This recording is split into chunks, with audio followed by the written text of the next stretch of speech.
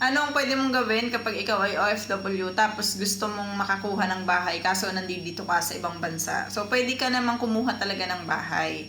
Kapag nasa Pilipinas, hanap ka ng agent or di kaya sa mismong Pag-ibig website, punta ka doon, hanapin mo yung sa pwede kang mag-bidding. So, pag nag-bidding ka, hanap ka sa Pilipinas na mapagkakatiwalaan mong tao and then sila yung gagalaw para sa'yo.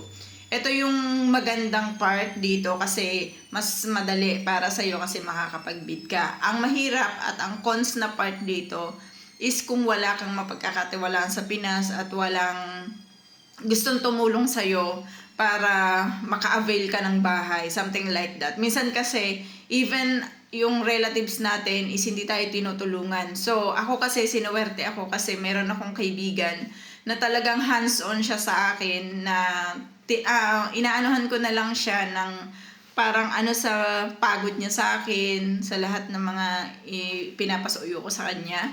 So, binabayaran ko yung RO niya para lang hindi ako maging sagabal para dun sa routine niya sa araw na yon.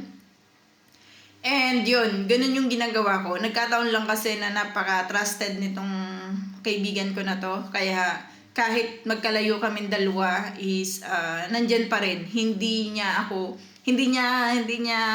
hinahayaan na mapahamak. Or talagang kung ano yung sabihin ko sa kanya, te, mag-avail ako ng ganito, te, gusto ko tong ganito, te, pasuyo ako ng ganito. Lahat yun is ginagawa niya with her effort. Kaya, thank you dun sa kaibigan ko na yon. So, malaking tulong talaga pag meron kayo mapagkakatiwalaan na nasa Pilipinas na makakatulong sa inyo para makakuha kayo ng bahay kahit wala kayo dun.